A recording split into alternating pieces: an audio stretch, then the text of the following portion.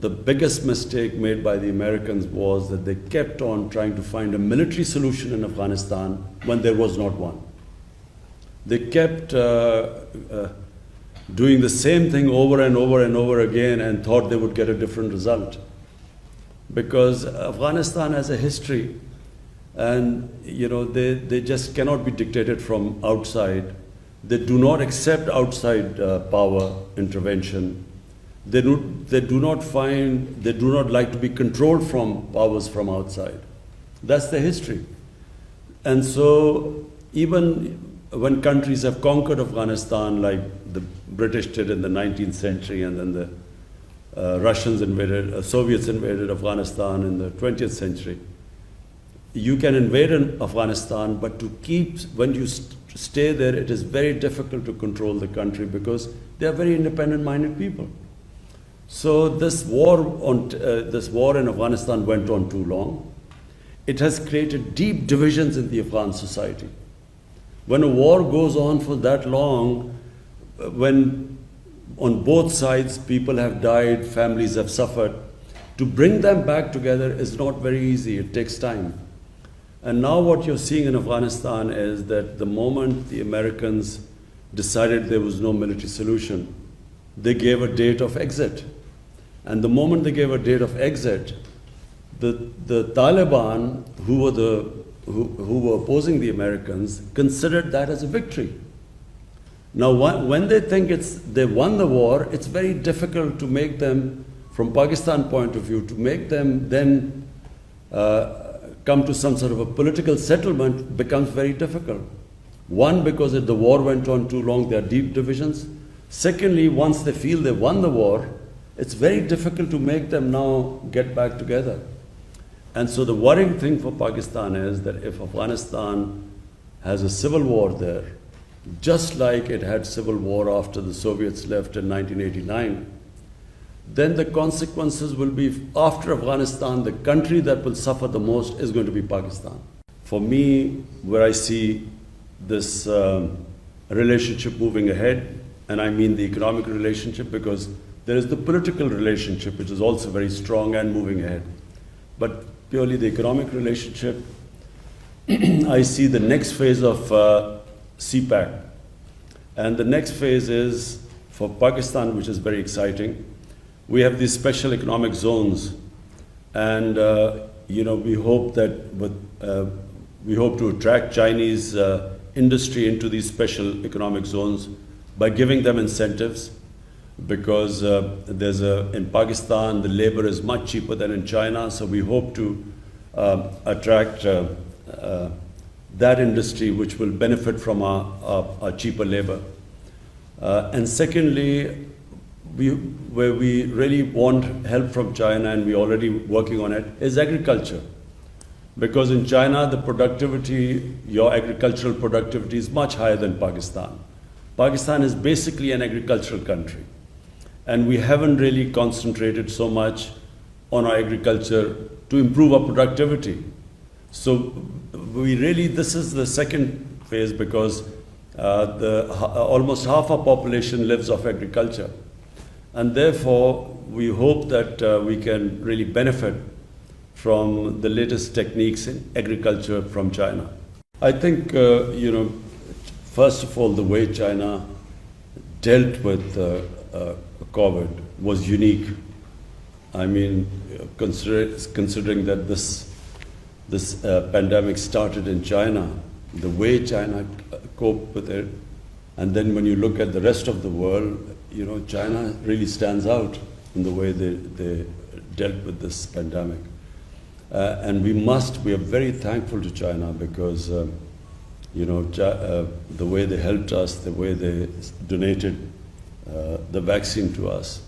And really, Pakistan is after China, Pakistan is one of those countries which has actually done very well in the way that we dealt with the pandemic, the way which we coped with it. So Pakistan stands out, in this whole region. And one of the reasons is that China provided us the vaccine very early on, and where we immediately vaccinated the health workers. the first thing we did was vaccinate the health workers, and then went for the vulnerable groups. So, the people who were most at risk and we were all worried about were the health workers, because, they had to deal with the patients. And so we were always worried that, if they became demoralized, then, our health system would fail. So when we were able to, thanks to China, we were able to vaccinate them, that gave us a lot of confidence. For Pakistan, there was always a very special relationship with China, although our relationship started 70 years ago. But, China, whenever Pakistan was in trouble, whenever I'm in trouble politically, internationally, when we had conflicts with our neighbor, China always stood with us. So the people of China have a special place in the hearts of people of Pakistan. Because everyone here remembers, you only remember a friend who stands with you in your difficult times. In good times, everyone stands with you. But in your difficult, tough times, bad times, you remember those people who stood by you. That's why you will find that in Pakistan, people always have a special fondness for people of China. So this relationship has only got stronger. Even now, politically, on the international forums, Pakistan and China always stand together. And now, when you talk about the region, there's this strange great power rivalry taking place. You see the United States and the United States being wary of China, and I don't need to say all this is now public knowledge. The way China and the United States are sort of looking at each other. So it creates problem, because what United States is doing is it's formed this regional alliance called the Quad, which is US, India, and then a couple of other countries. So from that point of view, Pakistan thinks that it is very unfair for the US or other powers, Western powers, for countries like us to take sides. Why do we have to take sides? We should have good relationship with everyone. Well, I watched on television, of course, the Olympics in China. And you always find that a country that is on the ascendancy, its sports also follows in the same direction.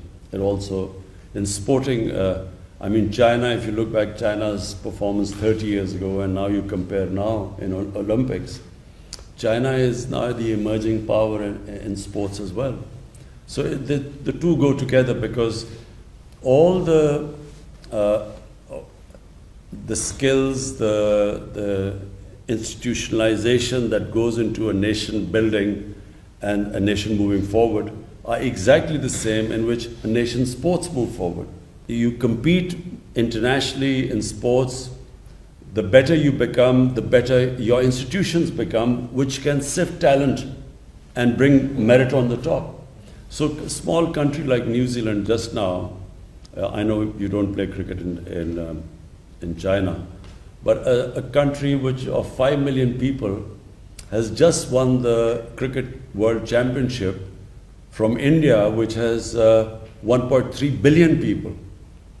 And 5 million people, a country of 5 million people has actually won a championship against them, because they have a very good system of sifting, bringing up talent and polishing it. So countries clearly which institutionalize better, they move upwards, because the system of polishing the talent in the country is better than the others. What I experienced when I went to, on the invitation of President Xi Jinping, what I noticed was the amount of work China is now doing in terms of improving the environment, fighting global warming. The awareness in China, in fact, President Xi Jinping hosted a program now I forget what city is, a special city which is just built. It's an environmentally green city, specifically built, which we were invited to. I don't remember the name of the city, but we went there, and everything there is environmentally friendly. So China is making great strides towards that. And I think the future of mankind, the biggest threat mankind faces is through this climate change, global warming. And China really, when President Xi Jinping hosted this conference, he invited leaders from all over the world, and it was just, the theme was how to save mankind from this catastrophe which is called climate change and global warming. You see, President Xi Jinping, when I spoke to him, and Premier Li, what struck me was that the process which they have come through to become the Prime Minister and the President. They started work 30 years ago, and they started working right from the canton, the real village level. And from there, they worked all the way up. They went through all the processes. So really, it's that long struggle which is what makes a leader. And that sort of process is not prevalent in most of the countries that claim to have electoral democracy. You do not have that sort of process. So you look at the American president, he does not go through that sort of rigorous training for leadership like President Xi Jinping and Premier Li. And the way they work themselves up and the experience they got all the way from village and then to the province and higher levels.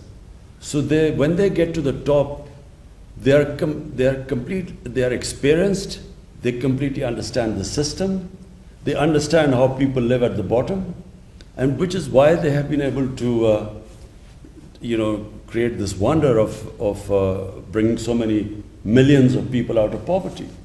So this is something quite unique for China. You do not see that in any other democratic system.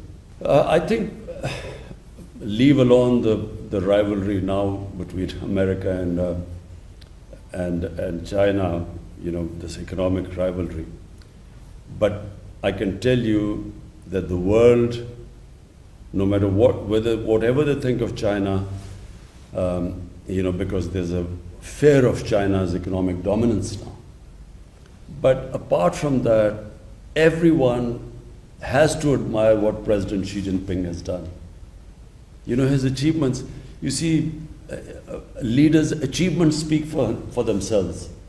And that's what President Xi Jinping has proved to the world.